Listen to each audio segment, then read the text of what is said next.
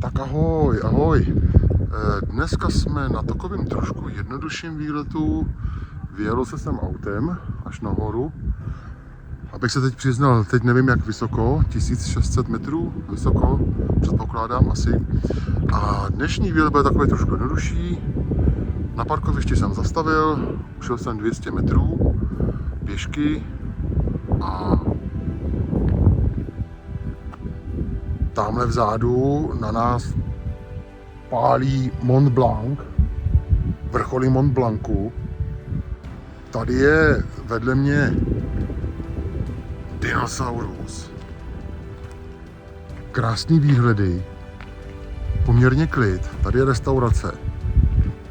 Asi podle mě už začíná sezona, protože dneska je první den, kdy se vlastně otevřelo. A tady ta cesta kvůli sněhu. Takže to dneska první den, 9. května. No a jdeme se podívat k jezeru Lac de Émotion. Jako vidíme, jestli tam bude vůbec nějaká voda, že v těchto obdobích jakoby tam to všecko je takový bíločerný. Ale uvidíme, ale ten výhled na ten Mont Blanc je monstrózní. To jsem tohle vůbec nečekal. Takže jako super, no, super.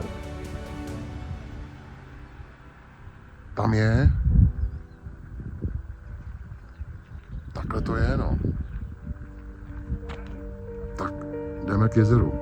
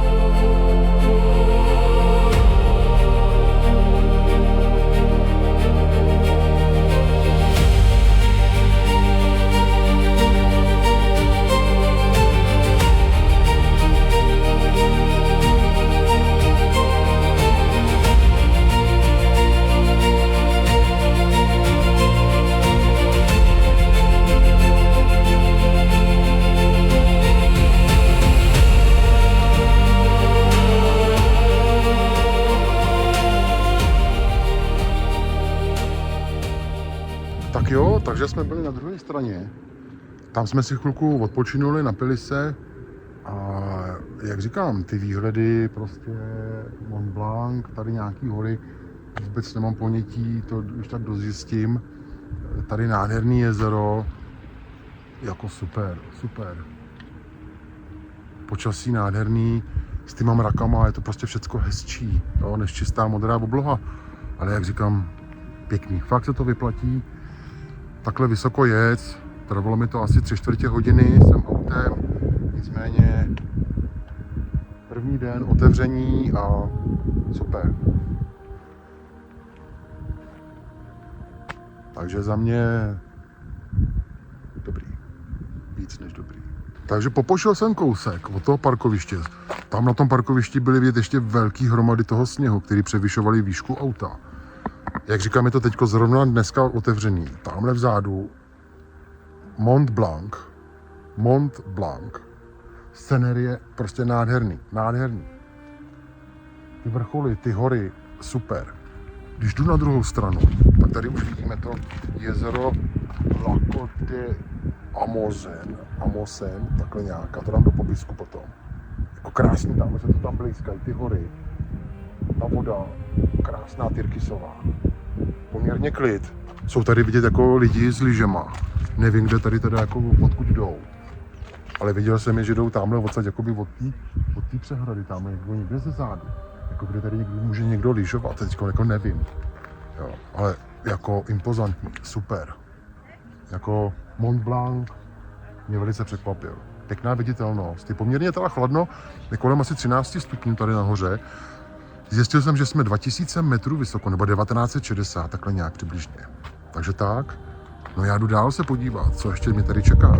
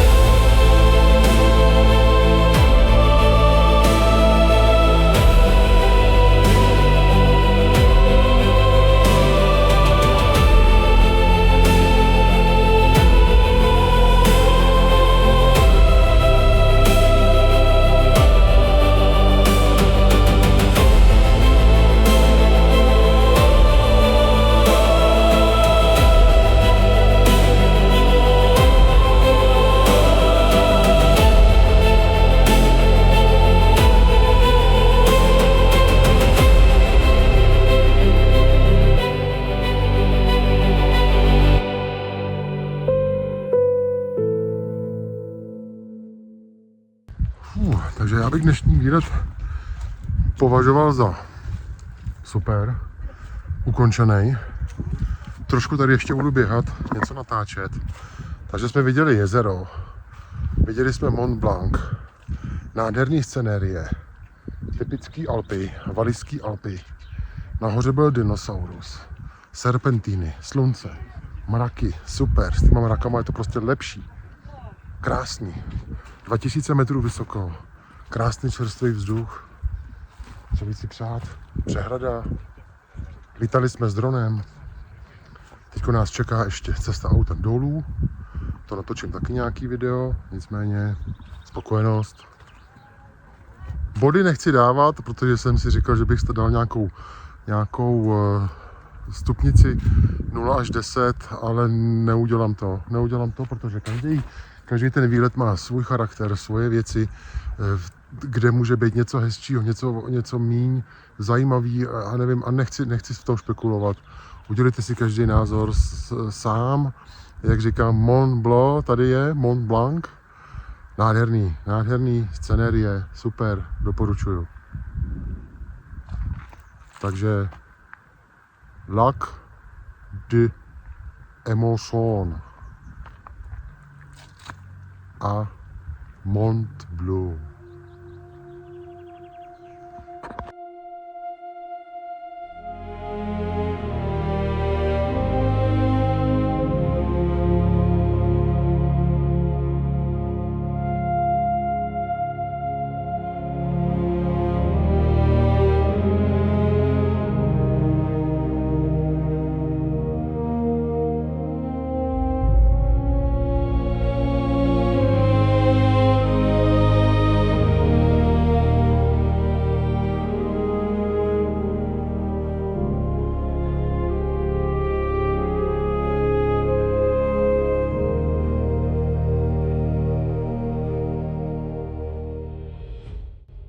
Takže už jsem na cestě dolů, ale proč jsem dnes teďko zastavil? Protože musím ukázat to, co se stalo během 5-10 minut mýho sjezdu.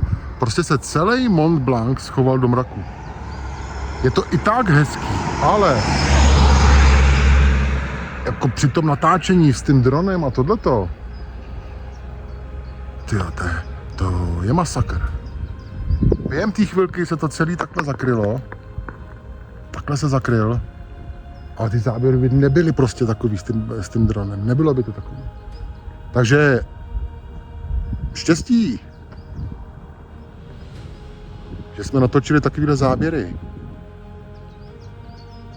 A asi to ani lepší nebude. Ono dneska předpověď byla, že budou mraky a že se postupně to počasí bude zhoršovat, že zítra má pršet, ale jako super, ale to, že se mi schoval Mont Blanc, to už je mi teďko jedno. Super, ale i tak je to hezký.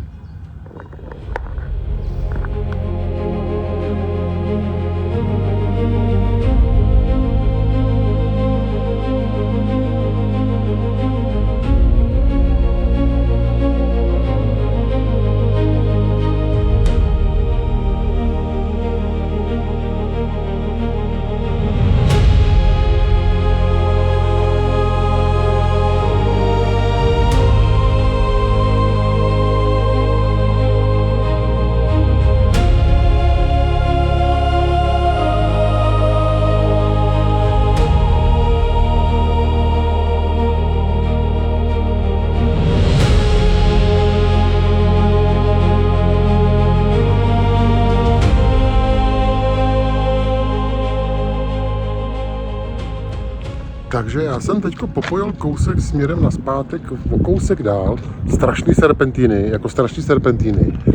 ale jsem teďko u nějakého Lac de Champiers, nevím, dám to do popisku, omlouvám se, francouzsky neumím.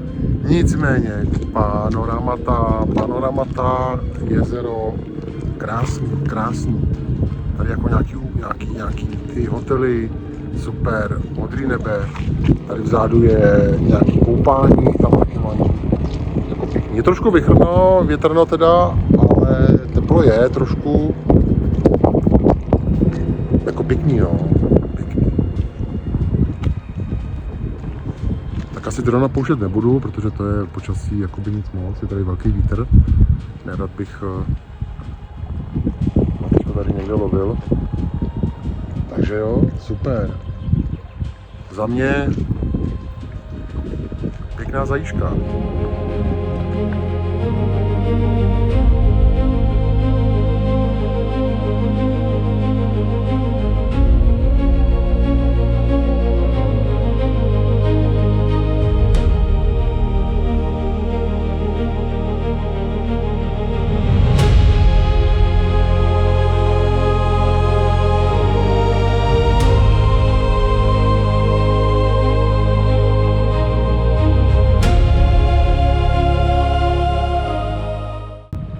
Tady chytá děda.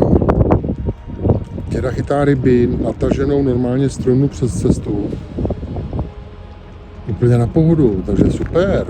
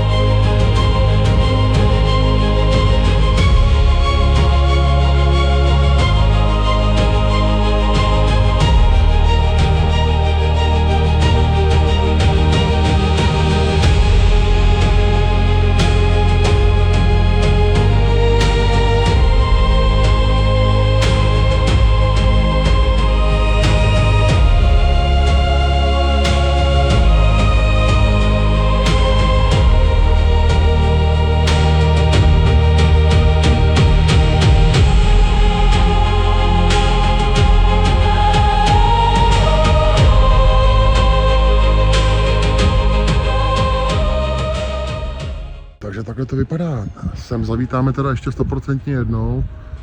Až se trošku uklidní ten vítr a vezmeme drona. Fakt nádherný.